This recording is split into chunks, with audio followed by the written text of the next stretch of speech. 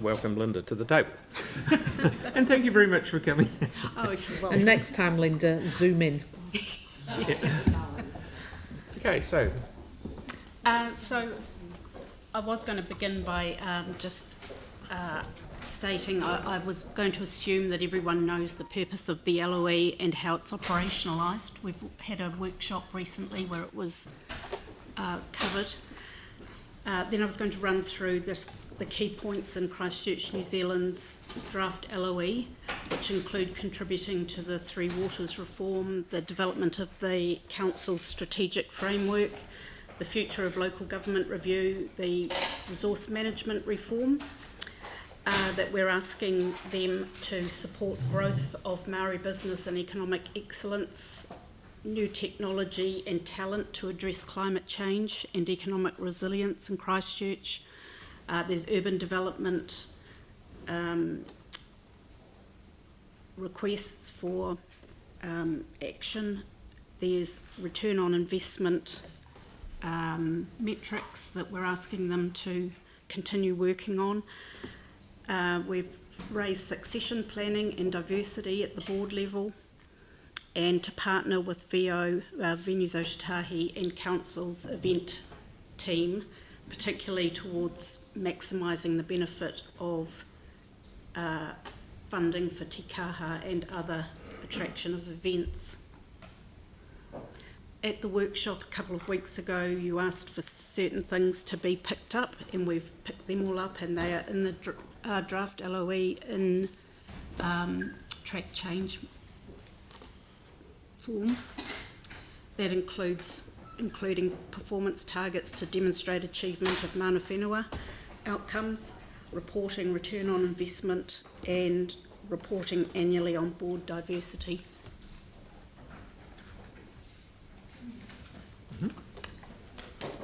very good. It's a good letter of expectation. It is very good, very good, very good. Any questions, Timothy? Yeah, just a couple. With the regards to, and I at this stage can't support this because the working together, the work has been going for some time, but it's not complete. So I would have liked to have seen where that lands between those three parties before I could sign off on this or agree to this. So your comments? Or? So the work is still going on. Yeah. There's quite a lot to be done in that space, and the way we've approached it is to say this is the time when we need to issue the LOE to fit with their business planning and then to be incorporated into their SOI.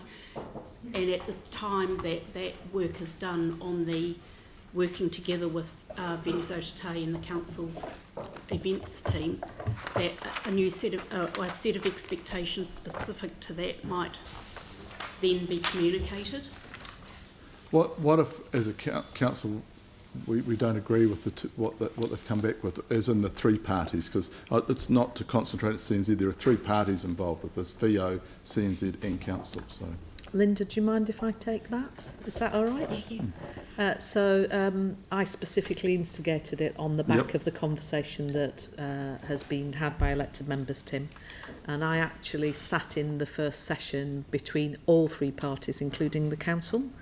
And it's fair to say that that's a conversation that probably should have happened when the institutions were formed. But yeah, it should have happened 5 years ago. It's probably a bit longer now. Yep. So I think we're in a sensible space in terms of the dialogue, and it's absolutely right and proper that when those conversations between ChristchurchNZ, VO and the council's events service, because it's all three, has been completed, I've said to them specifically, I expect all three parties to come in and brief elected members, and I expect them to be doing that in the new year.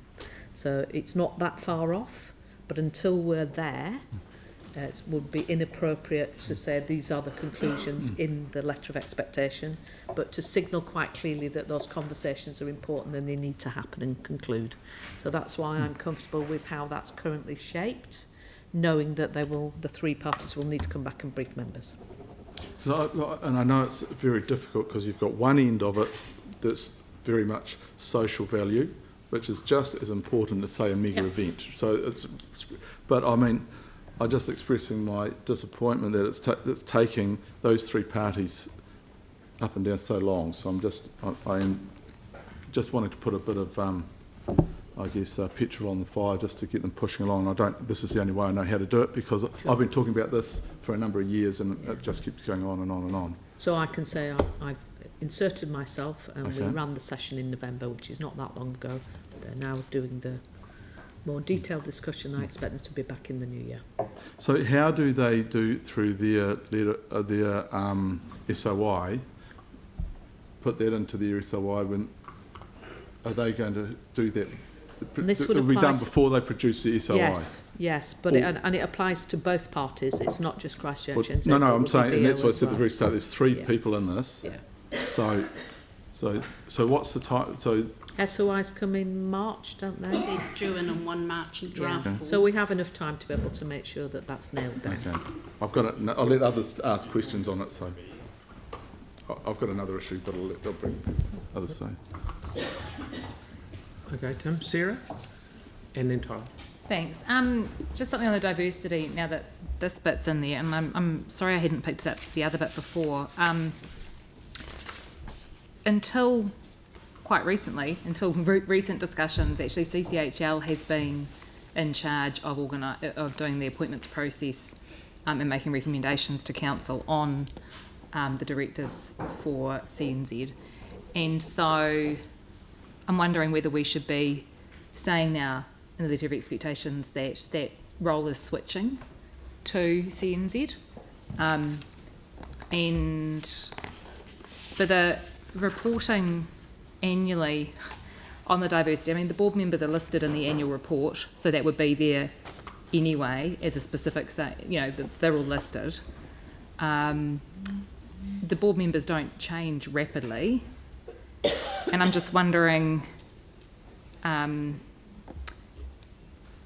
whether it's an odd thing to say when they haven't been in charge of it, and B, the board members are listed in the annual report anyway. Yeah, so there's And yeah, two things relating to that. The one about the board members being listed tells you something about diversity, gender Yeah. diversity, but it doesn't tell you anything about yeah, a broader set of a lot of diversity. CNZ were comfortable with reporting on it annually, and I think we included it in the draft letter because we were asked to okay, by yeah, someone here, but I can't Yeah. remember off the top of my head who Yeah. it was. The other thing about it is that when CCHL does the appointments process, it does it hand in hand with the chair of the CNZ board. So although CCHL is running that process, the chair of CNZ is actively involved in sharing. yeah. I was Yeah. there for the last appointments, so Of yeah. Of course, yes. But it's one of those things where it's come out through the CCHL strategic review that actually now that CNZ is well established, that they should be doing their own appointments, and I know that they're in favour of doing that too to their board. And do you see what I mean? So Yeah, I know exactly what you're And I'm saying. wondering if it would be more useful if the diversity of the board was reported as part of any new appointments process. So it comes to council at a time where we're actually looking at who we're appointing to the board. I don't know. Yeah, I mean, that's a possibility too. I think it's We just, could just make getting sure that some, happens. getting Yeah, some line of sight to it. I think Yeah, is yeah. what's Okay, being no, that's asked cool. for. But I'm just wondering whether we should be. Councillor Tempson, I wonder if we're sort of crossing over into the PX item. No, this is on whether CNZ are in charge of their own director appointments or not. Yeah. That's not at all to do with Okay. anything that we're discussing in PX today. Has there an actual decision been made on that very point? I don't recall seeing an actual decision made. No, but this might be the kind of place that we signalled that. That would be kind of where we did it. I think we'd probably have to signal it in CCHL's first, possibly, alongside this. Can we Would make you an mind if action we to get some actually do advice? that? Because Yeah. because I know that came up through the We'll- review and everyone's kind of keen. Comfortable. Yeah, everyone's very comfortable with that happening. Yeah, thanks. We'll pick that up with our expert Yeah. when she gets a chance to think about it. Tyler. Thank you. Going back to the working together paragraph, at what level do these three organisations work together on?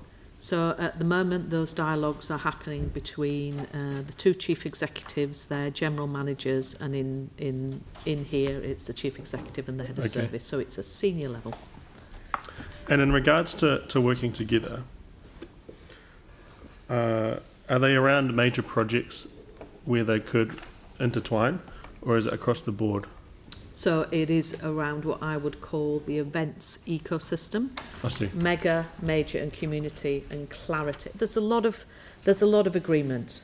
That's the important thing to say in the first place. That it is not a loggerheads conversation at all, but it's getting the clarity in the areas of grey I and see. getting that sorted so that then you don't have confusion going forward if there is potential for confusion.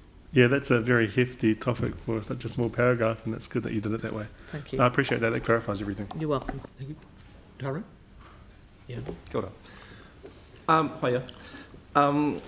So recently there was a news article quoting business owners in Akaroa that they felt like they didn't get enough support from ChristchurchNZ.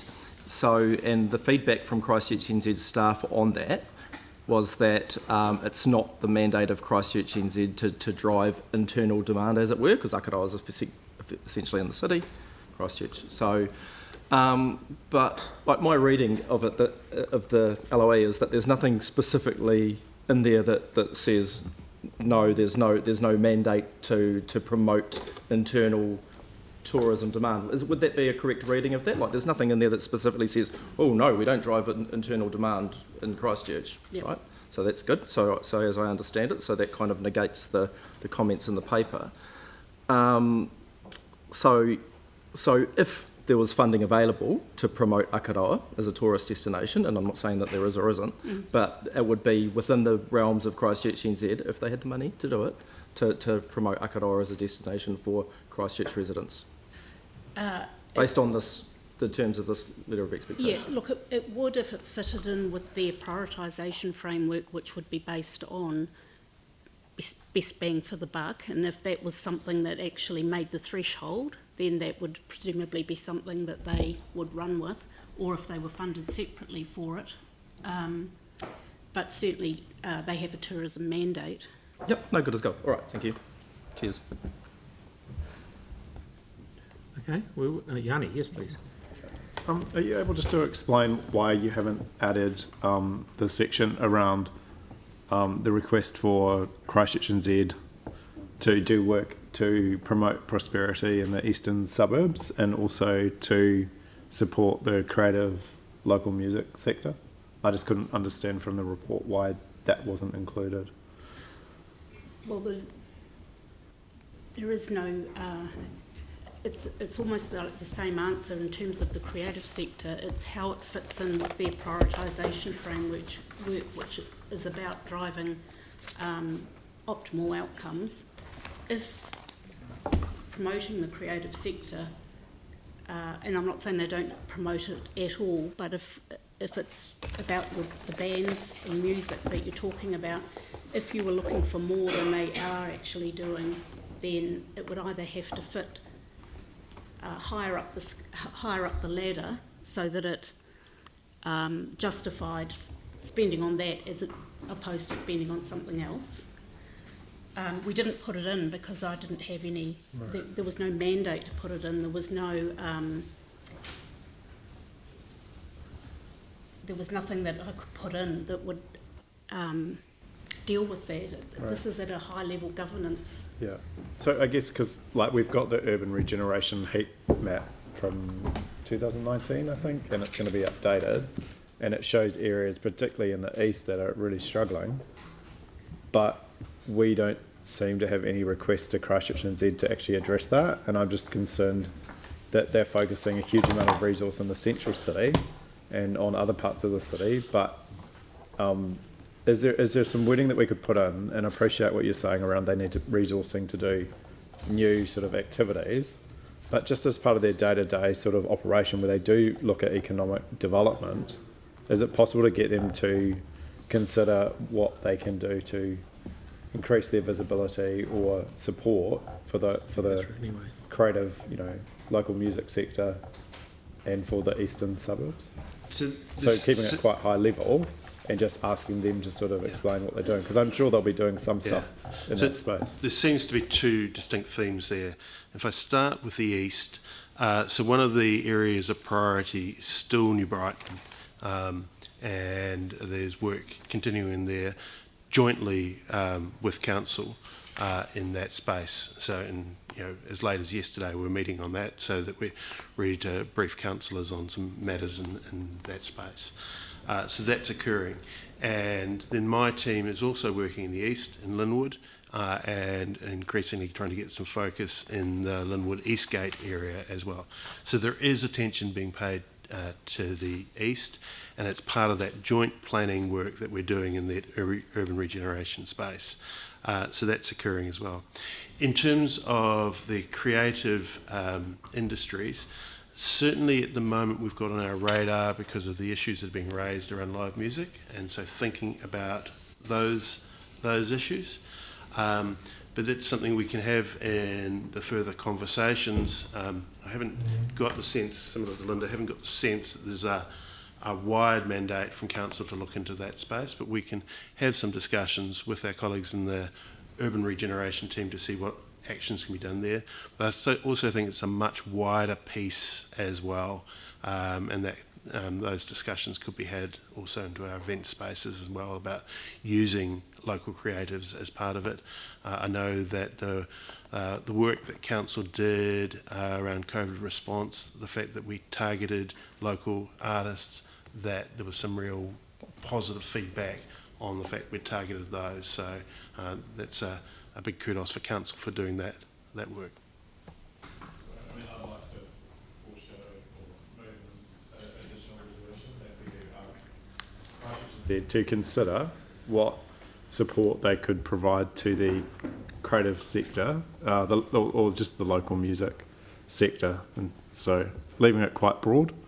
But I think it's important to ask them to consider what they could do as part of their existing work programs, because they are really well funded, and I don't think we should separate out local creativity or music from our economy, because it does have... Just because we don't write it in doesn't mean to say they're going to do it. They're not going to do it. Well, no, like last time they were here, we got told that they hadn't been asked to do it and they weren't funded for it, so they weren't doing it.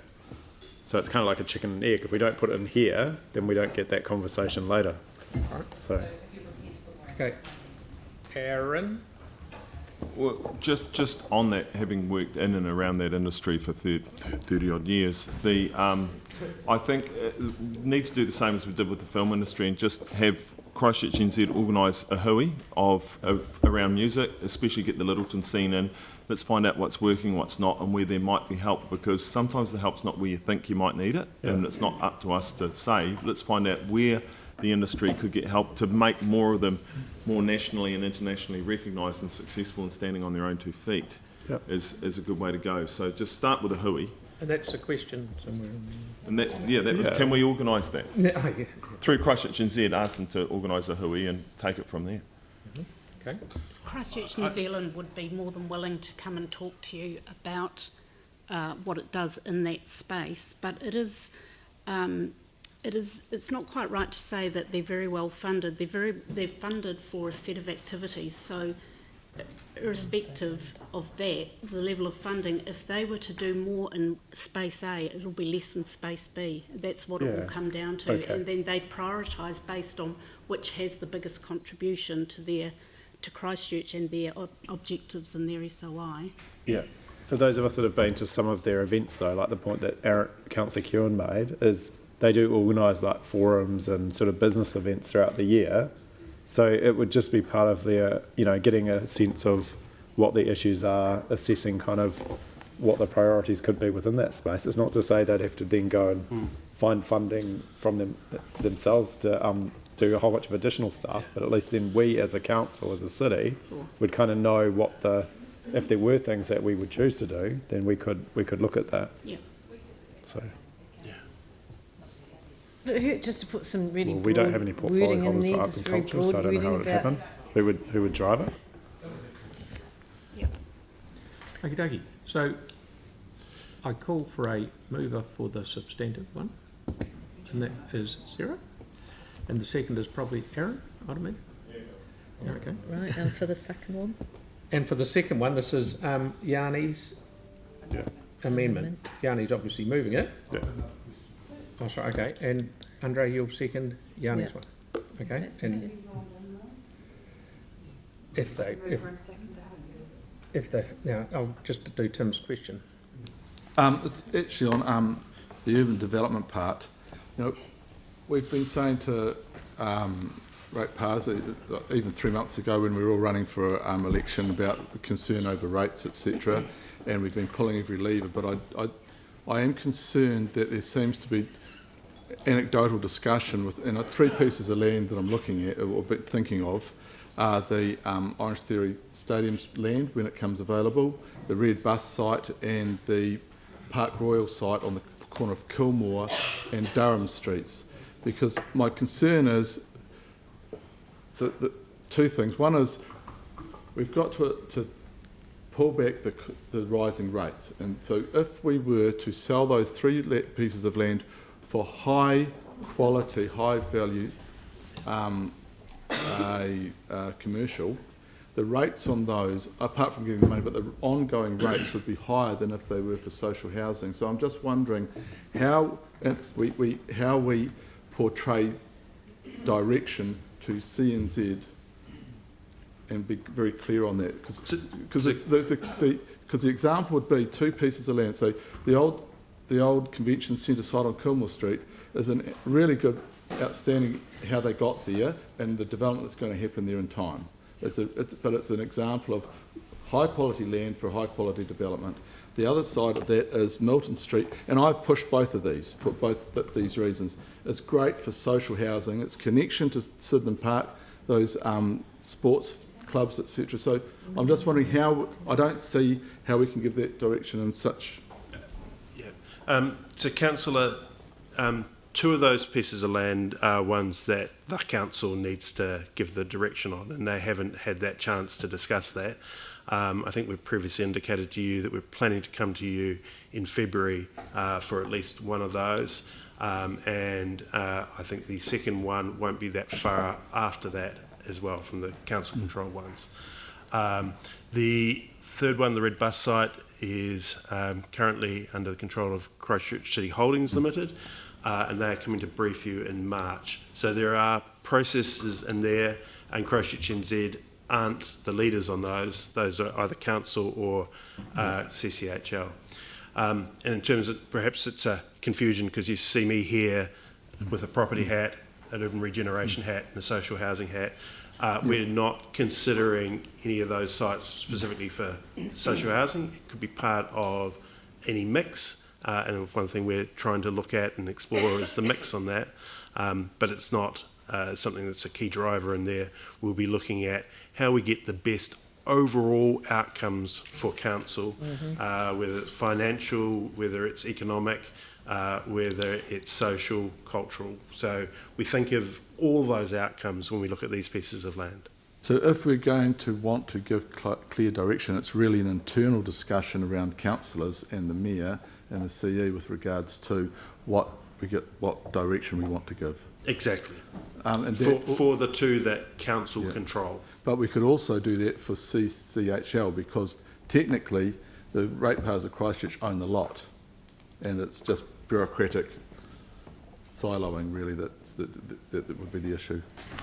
Yes. Okay. I tend to use guidance in there, but that's being diplomatic. Okay, thank you. Remembering that you went through a workshop, must be a year ago, maybe now, time goes so fast, where we actually went through the whole strategic prioritisation with ChristchurchNZ and how that might work and all of those things. So they will be aligned, and obviously exactly as Bruce has just described, it is looking at that from a whole perspective and what would be the best results. There's no surprise here for anyone about my take on it. I've been totally clear all the way through. Thank you. Sarah, please.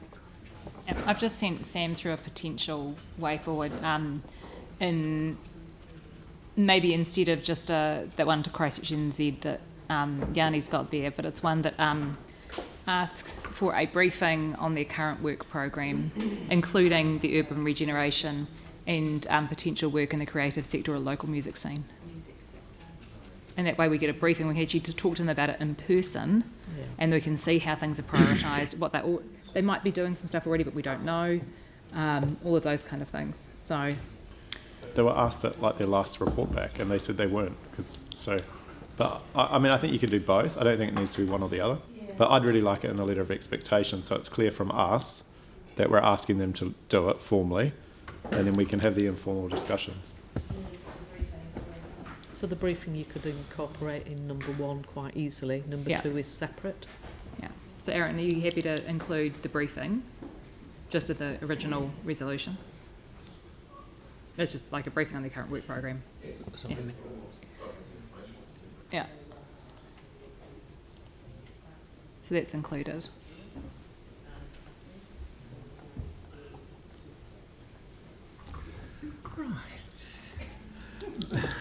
We're learning a lot today.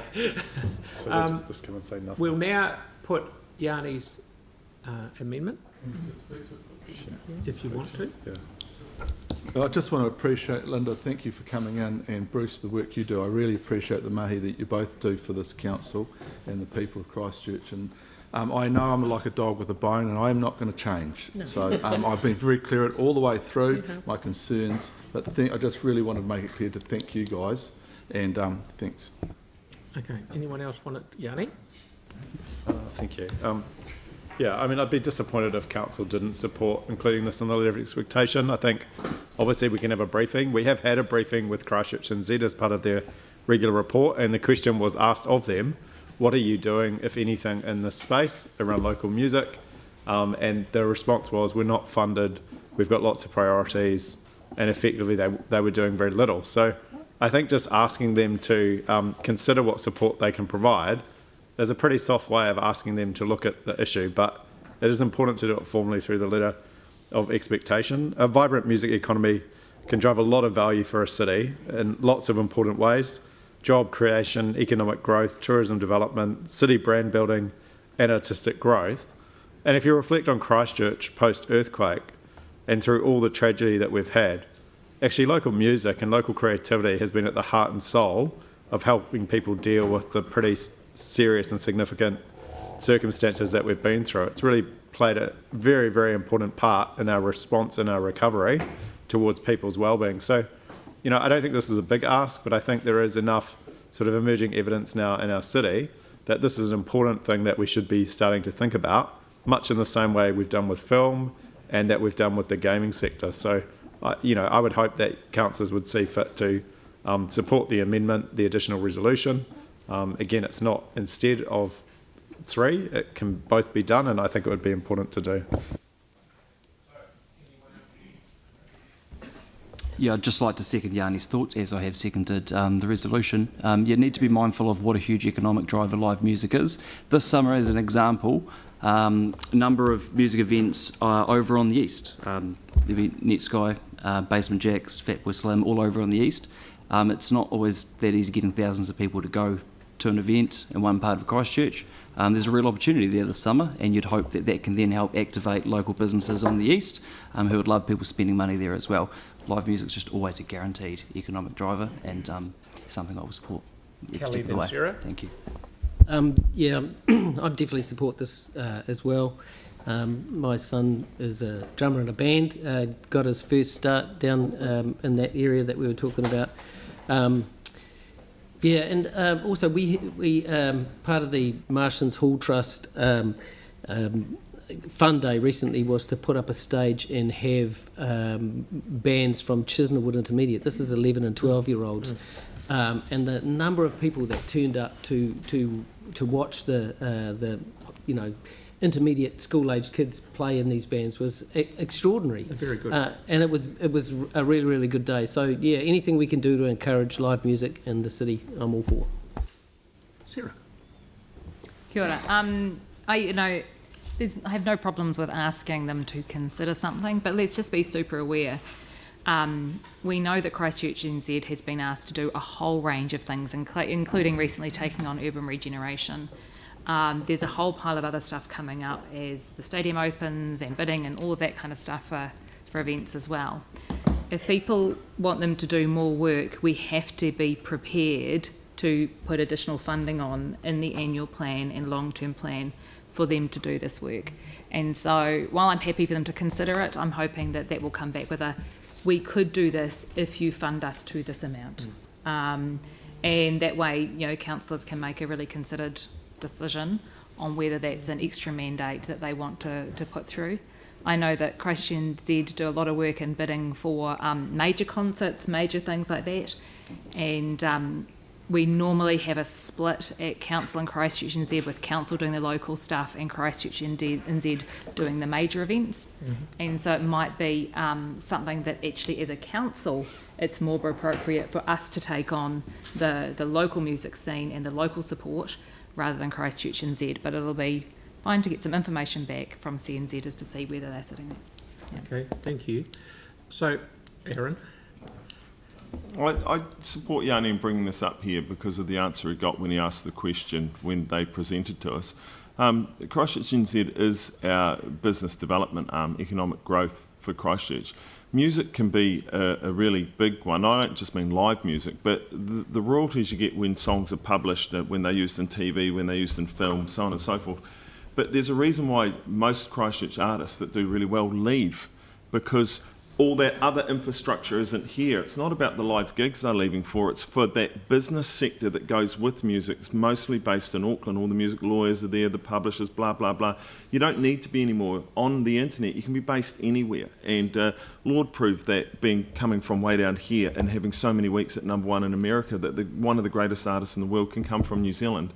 And Littleton's proving it, punching above their weight with some of the great artists that come out of there. Like Marlon Williams has got one of the best voices you will ever hear.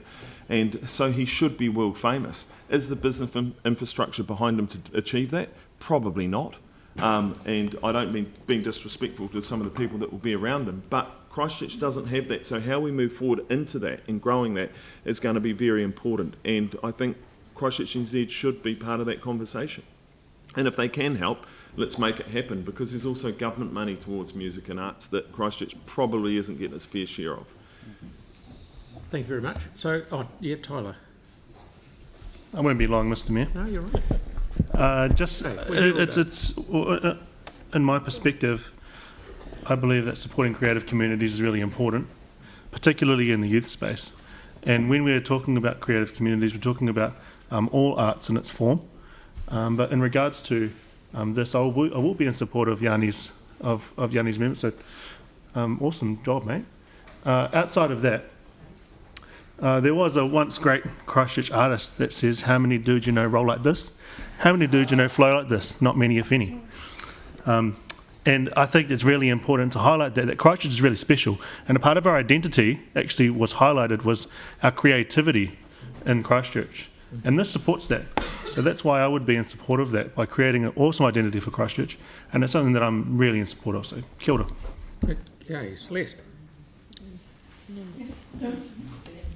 I'm also in support of this. I agree with the point made by Councillor Templeton that we have to make sure we resource ChristchurchNZ to do this work. If we're asking them to do more, we need to make sure that we acknowledge that we aren't just reprioritising funds away from things we've already committed to.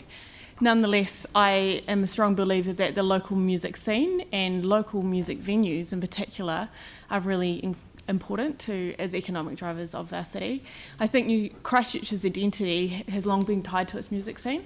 We have a jazz school here, we have some of the most creative people in a lot of sectors, but particularly the music industry coming through Christchurch, and sometimes they stay and sometimes they leave. But I would like to see ChristchurchNZ split its attention between the sort of the bigger venues, which are obviously in the city, a lot of them, but also some of the smaller venues and spaces that, as Councillor Moore pointed out, we have in areas like the East. QE2, which is set up for events, will be quite a draw card for the city. So I'm really supportive of exploring what the opportunities are there. So thank you for bringing it forward. Yeah, look, I'm going to support this as well, because this actually is really about the challenge of what we see as these music spaces which are incubating grassroots bands and musicians right in the centre of the city being squeezed out because of the land value and new builds going in, and also reverse sensitivity with residential units going up. So seeing those being potentially lost, or how do we protect those so that we can actually have central city musicians? We've got the Littleton hub, we can have eastern hubs, protecting those venues for these musicians that are being squeezed out, and making sure that there is somewhere to go. And it will involve collaboration, and so we need to walk our talk around the creative arts, which we have done with Toaha, which we opened in the Rolleston House last Friday, which was a collaboration between funders and the council to set up these spaces for artists right in the centre of the city who couldn't afford the studios that have now gone down in the earthquakes, all the different places they had around, unaffordable now. And this music scene is suffering the same fate. So I think if we can just get some help on how to collaborate and try and find a replacement for these venues and look after these groups, would be fantastic. So I'll be supporting it. Okie dokie. So now I'm putting the motion for Yanni and Andre's Amendment. Amendment, yep. So all of those in favour of that one that's highlighted on the screen? Aye. Against? Great. Okay. So we'll now move up to the main one. Anyone, we don't have to talk on that? Do we? No, you've got a mover and a second. Yeah, we've got a mover and second on that on there already. I'll put the motion. Everyone in favour of the substantive? Against? No. Tim? Okay. Thank you. Right.